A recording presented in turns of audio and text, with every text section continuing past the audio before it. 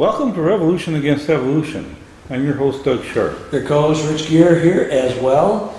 And tonight we're going to talk about a subject which is kind of dear to my heart, Doug, seeing as how I picked this one out right for you. Yeah, Rich. you did. Well, I'm not going to try to dominate the conversation like I usually do, but it is about what is beauty and how do we determine it and what is it all about. What do you want to title the show, Doug? Yeah, how do you define and measure beauty, especially if it's from a scientific standpoint?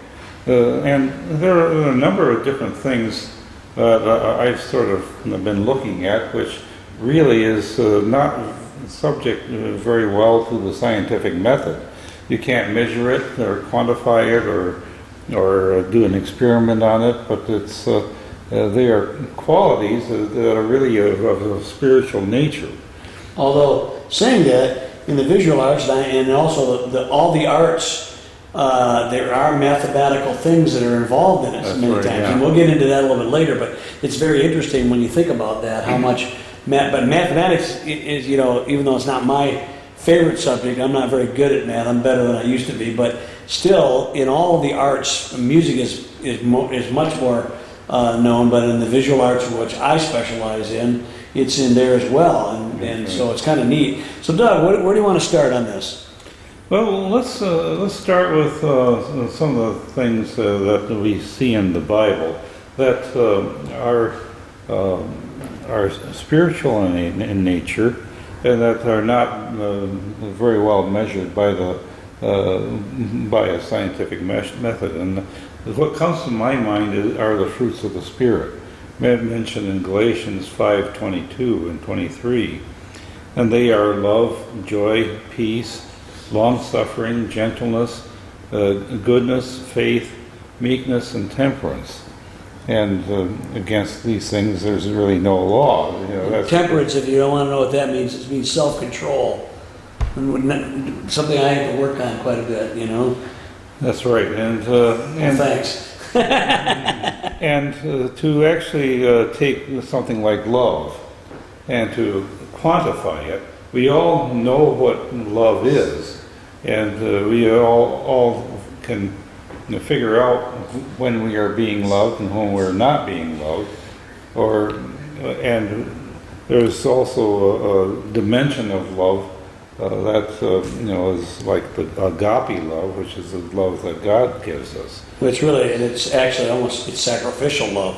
You're willing to give your life for somebody. That's how much that is, like your children or a friend or whatever it is. But I think, Doug, you said something earlier. It's like, I've looked at it, there are, from a materialistic aspect, they have tried to take this down to a mathematical or scientific equations. In other words, love is mainly a chemical response, okay? But all of these things you talk about are very interesting, and they're altruistic in nature to some extent. Right, yes. Loving is holding somebody else above yourself. Having patience in for what? If somebody's trying it. Obviously, you're able to do things. That self-control, maybe that can be for yourself, but a lot of it's for you don't want to lose your temper to somebody else. But all these kind of joy. I mean, you can have joy, but oftentimes the greatest joy is when somebody you love is having success or does something or appreciates something you've done for them, even though you didn't expect anything back. That's one of the greatest things ever. And so I was looking at it, that was kind of an interesting point you brought up. We were talking about this earlier in the day, the fruits of the Spirit, how so much of it's altruistic in nature. That's right. And altruism, Doug, is really not explainable in a materialistic way. That's right. Yeah, and then there's the materialistic world. That's what I'm saying through the material. Yeah. And you take the Galatians 5:26, which is just down the road from these fruits of the Spirit, and it says, "Let us not be desirous of vainglory, provoking one another, envying one another." And isn't this sort of like the motivation that's behind a lot of thinking in the science circles? Is that you have people doing it for vainglory, for for wanting to. Well, of course, people do a lot of things because that's who we are as people. The sciences are not exempt from it, though. See, the problem, what you're saying to make is a good point, because musicians and artists, you kind of expect them to be self-centered. Mm-hmm. But scientists, they're above reproach. No, they're not. Mm-hmm. You know, they're going to get the money, the recognition, the fame. They're just like everybody else. Okay, and even you're not exempt even in ministers. Many times you and I, we talk. Why do many people who are in, let's say, universities, not necessarily ministers, but who are teaching at Christian colleges, for instance, why do they subscribe to the Darwinian? I call it the Darwinian hoax, but the Darwinian worldview, and oftentimes because they want the respect of their peers, mm-hmm. and you're not going to get it if you subscribe to a young Earth creation viewpoint.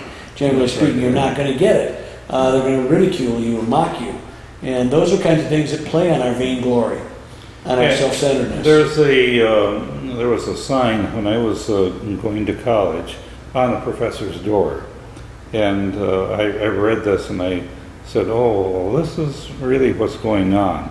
He says, "When I have a student come to me and tell me that he wants to go into science because he wants to save the world and do the world good, he advises them rather to go into charity. What scientists need are egotists, true egotists." That's what he said? That's what it said, yeah. Wow. Okay. And who love science for its own sake. And so it's sort of like there's no devil over here. That's you know what's so sad about that is because, to me, I think God himself takes great glory in us figuring things out of his creation. Oh, yeah. I think he takes great joy and happiness that we are inquisitive of, but not for the idea of self-aggrandizement or for atheistic purposes, but to reveal the Creator and his magnificent why he's put this little jewel called Earth in the middle of this huge universe. And they've been searching for decades trying to find life on other planets and trying to find other planets. And they think they found them now, but it's based on I don't know they've actually directly observed any planets. It's kind of like it's what's around it. I think it's all inferred from around it. And it's not necessarily an illogical or unreasonable inference, but the point of it is they've not found anything that remotely talks about some area that something can live. And so you think about it, this whole universe was expanded, this whole thing around so that we could realize his creation. I mean, we talked about Doug in Genesis chapter 1. He spends very little time, he made the sun and the moon, he made the sun and the stars also. It's almost like an afterthought. The whole thing of the biblical text is how he went to create this planet called Earth and made all the living things and the seas and the living creatures, and finally his crowning achievement, man. We're not some blip at the end of something. And it's all done for love's sake, that indefinable something, Doug, that you can't quantify very easily. It's more than a mathematical equation or a bunch of chemical enzymes or hormones kicking in. These things operate, but that's not what it is. You know? And so that brings us to the subject at hand. How do we define and measure beauty? Well, what is beauty? And another question is, what is art? And how did you define it? Mm. And I've been searching online of how do you define art, and it's really funny to watch all these different speculations of what is art. And basically, what I got out of it was art's to get a visceral reaction, whether good or bad or ugly or anything. Can I tell you about a story? When I went to Michigan State, probably about 30 years ago. I already graduated, and I went in and they had something on the wall, and it was basically looked like the structure for the canvas had been broken up and smashed, and the canvas it looked like a drop cloth, basically. Mm-hmm. Okay, and I had a visceral reaction. I said, "Boy, that's pretty ugly looking." And the guy said, "Well, at least I got a reaction out of you." I said, "Well, let's go all the way and burn the sucker because it's kind of useless." Mm-hmm. The point of it is a lot of art without the creator, understanding a creator, which is what our program is about, you tend to become nihilistic. Right. Yeah. I find a lot of entertainment today, a lot of things are being shown, well acted, well produced, all the special effects, but they're nihilistic. Right. Basically, there's no point. There's a hopelessness about it. It's really almost epidemic or endemic to the entertainment media in Hollywood, who have, by and large, for the most part, have really sold their birthright for a bowl of pottage. They've become, instead of sons of Abraham, instead of being sons of Abraham, or if you will, sons of Isaac, they sold their birthright. So which was to be made the image of God, and they sold it for fame, vainglory, for that kind of stuff. Still saying that, Doug, even fallen creation can make neat stuff and beautiful things. And the beautiful things, I'm finding out there are certain things that people are talking about online, such as the golden ratio. And that is the ratio between the whole and one of its parts, which is the same as the ratio between its two parts.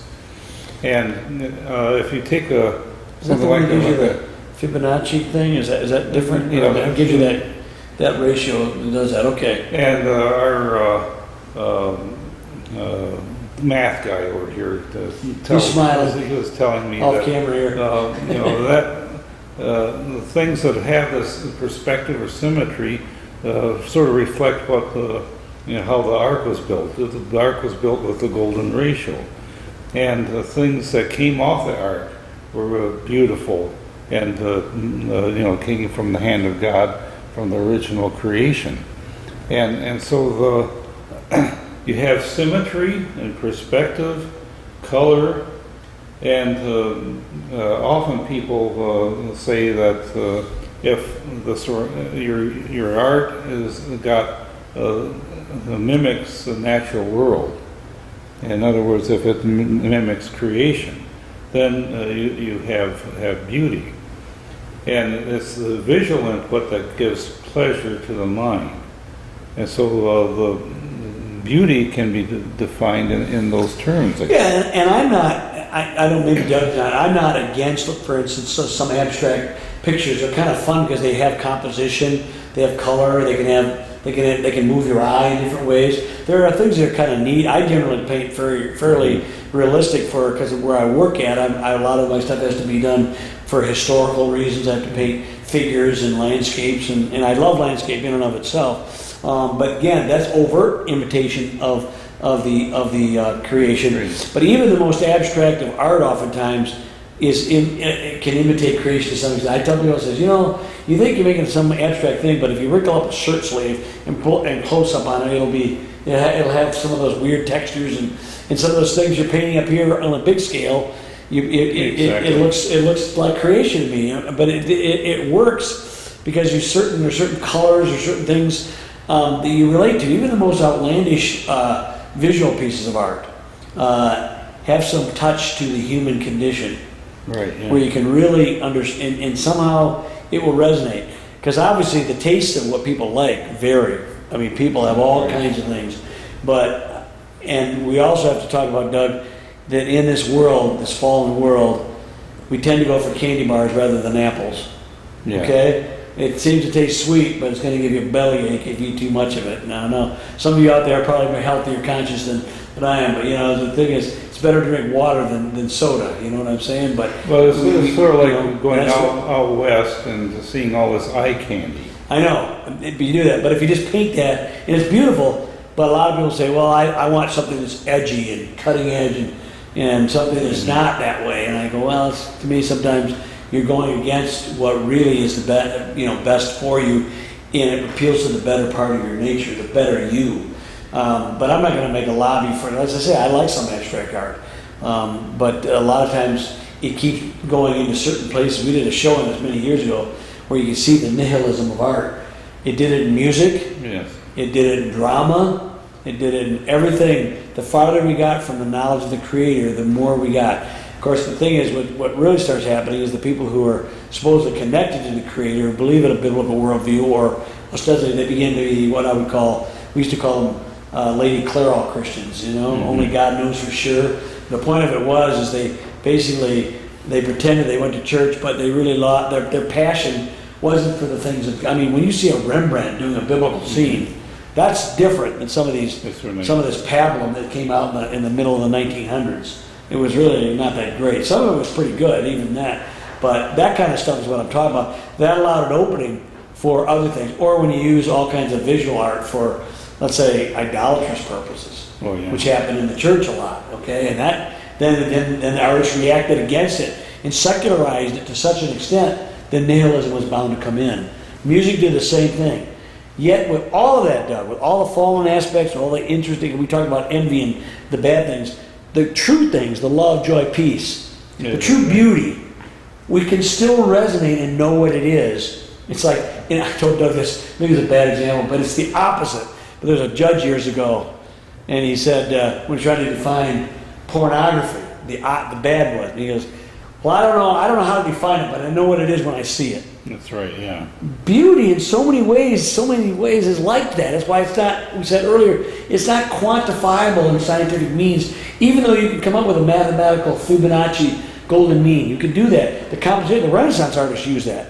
And they made compositions, but it fit a created part. It reflected the creator, and that's why it worked. Because God is divinity, He is full of mathematics. And, there's a lot beauty of in mathematics. Example of the golden ratio. You take out your credit card, and that's in the shape and size of the golden rectangle. Oh, is that what that is? Yeah. Yeah. And so that's an example of the golden ratio. Now, I have a little thing But here. Doug, the golden ratio gives you sort of a how or a fun. It doesn't say why. Why is it beautiful to us? Why are things we see? Why are landscapes? Why? I mean, I revel in the fact that the Lord made us with 5 senses. Mm-hmm.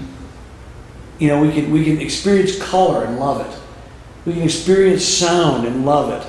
Smell and taste and touch. It makes our universe so. I mean, you could have made everything taste like cardboard. That's right, yeah. You could have made everything be like just a shade of gray. Or whatever, monochromatic, nothing. He could have made sound be monotone. But no, the Lord Himself, I mean, in the Bible, when He talks about building some of the things in the temple, He said, do like purple pomegranates. There's no such thing as, I think it's purple pomegranate. There's some fruit. He did it for beauty's sake. That's right, He did it because it was fun. It was good looking. He created stuff because it was wonderful. And said it was good. And I think that's our big thing, Doug. When we see things that are good, you know, that's right. There's a beauty involved in that. Yeah, and so that gives you some inspiration, and the idea of color being detected by our eyes. You know, this apparatus in our eyes it's an amazing to distinguish different wavelengths of light, and to render it in such a way that it makes sense in our mind to give us a whole bunch of pleasure by looking at it. Now, I have this article here. It's called The Beauty Equation. And I got this off of Oprah's website. Oh boy. Gotta take that with a grain of salt, you know? But it's interesting because I think she's, I think this is right because it's talking about the golden ratio. And they take a look at a person's beauty by how well it fits the golden ratio. And so that's the first, and it's by the person by the name of Dr. Schmidt. And he would measure the length and width of the face, then divides the length by the width. The ideal result, as defined by the golden ratio, is 1.6, which means a beautiful person's face is about 1.5 times longer than it is wide. Next, he measures 3 segments of the face, one from the forehead hairline to a spot between the eyes, from between the eyes to the bottom of the nose, and from the bottom of the nose to the bottom of the chin. Yeah, okay. And if the numbers are equal, then the person is considered to be more beautiful. Finally, statisticians measure other facial features to determine symmetry and proportion. On a perfect face, Dr. Schmidt says the length of an ear is equal to the length of the nose, and the width of an eye is equal to the width to the distance between the eyes. Yeah.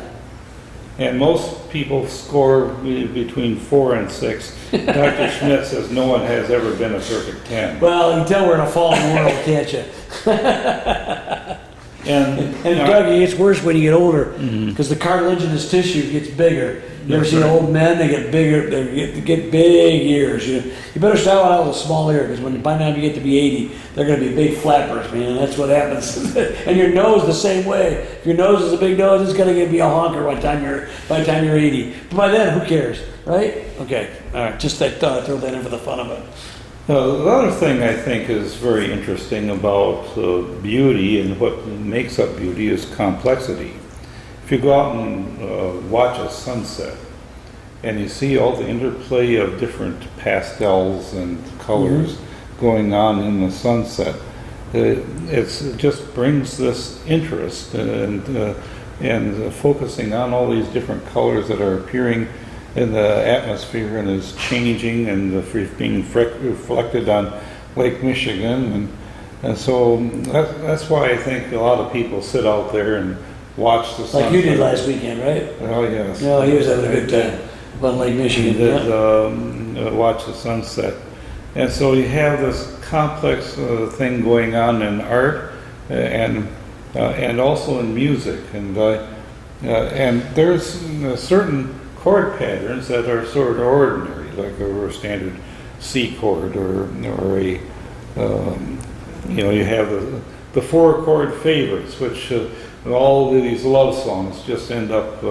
playing. Well, we'll say Western love song. You go to India, you got a whole different.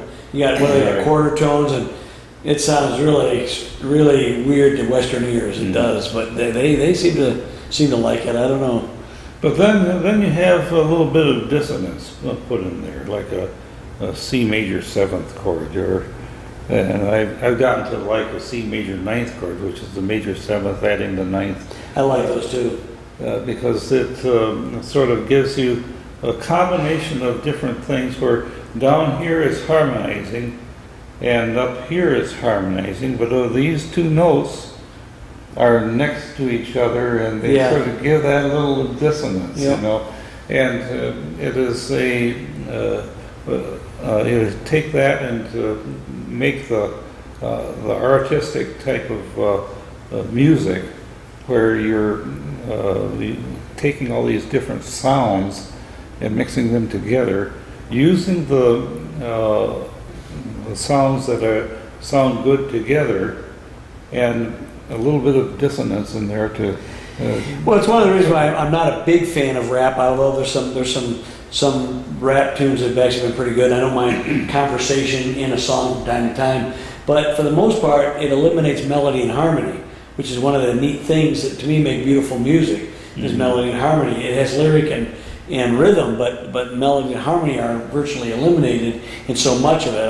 Although sometimes they have things where they mix it in there. But I think that there are times for simplicity, like we love a big symphony, all the instruments and stuff, and then there's time we simplify it down, and we can find beauty in simplicity and beauty in complexity. Yeah. To me, that's the neat thing that shows the God equation.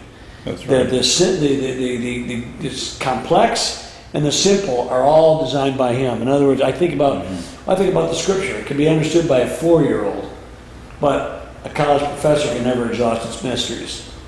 Yeah, The Bible, okay? right. The DNA code, four little sugars, right? Or 4 little Nucleotides. nucleotides, or whatever. Yeah, those things. Yeah, nucleotides. And 20 amino acids. Yeah, and the way it's mixed up, infinitely complex, but yet it's simple and complex at the same time. I think that to me is one of the things about beauty is maybe that's why the golden mean is so attractive, because you go down, but you can build it into this complex network of things. It's just incredible what you can do with it. And artists, visual artists, I don't know, is it something like that ever used in a musical? Probably, whenever it's done in a musical fashion. Where I don't know if you could make something like that work. It doesn't really matter. It's just You mean having colors come about by music? Or? Yeah, or the way it's put together. Because like I say, the Renaissance artist would have the main body would be this part here, and then it would expand out to the second thing, and your eye would move.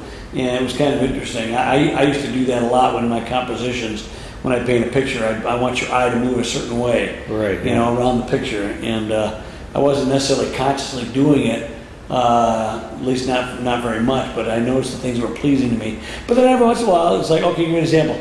When you paint a picture, you never want to have a sunset with the sun right in the middle of the picture. Right, yeah. It's usually outside. Well, Van Gogh broke that rule. Mm-hmm. So you can break the rules. It's kind of fun, but you know you're breaking rules. You're doing it for, like you said, in music, you have that dissonance. There's a certain thing that sounds good, but it's like food. We like sweet or meaty, but we'll throw a little bit of spice in there, or so throw something a little bit not quite so, but it gives it a little bit of edge, you know. Yeah, and you can recognize something that smells good and something that is burnt, you know, or a skunk, or you run across some cow some patch that's just been gummy. That's not gonna appeal. You know, some pig farm. You gotta have your nostrils burn out to live on one of those things. God love those people that can do that, because that's an amazing. I've been to a hog farm and it's it reeks pretty bad. Anyway, the point of it is, we have this clear distinction, Doug. Even though people want to hide themselves from it, pretend it doesn't exist, there's something we know that's beautiful. That's right. And it varies. The complexity of the human being is, some things are going to appeal more to some person than another, but overall there's a certain, if you will, overarching sense of it, that there are things that are beautiful and there are things that are ugly. Yeah, there's a verse, I don't know if I can quote it right off the hand, but it says, whatever the things are pure, whatever things are lovely or good, peaceful, yeah. Think on those things. Think on these things. So these are the things that bring peace to your life. And like we were talking about the fruits of the Spirit, love, joy, and peace. Joy and peace, how do you measure that? Long-suffering, you're actually taking something that's going bad in the world and not reacting in such a way that really brings and the joy of, let's say, for instance, the idea of the old expression, make lemonade out of lemons. That's right. You take a lemon, try to bite into them. Well, I kind of like them. They're a little sour, but put a little sugar and water in there, and boy, that's a good drink. That's a real refreshing. But there's so many things in this world, fallen as it is. I reiterate that almost every week, because a lot of people don't understand why the creation point is that. They say God is good, God is love, and they see the bad things. But you can still break through and see the beauty. You can hear the majesty of wonderful sound, taste, touch, smell, and sight, and sound. And you hear all these, and they put together, and we say, boy, behold, the heavens declare his majesty. And the earth is his footstool, and it just declares his glory. And I think that's the main thing we really want to get to. I think that's what we want to achieve, is to add a little bit more of heaven in this world, and bring beauty to this world. So with that, we'll see you next time on Revolution Against Evolution.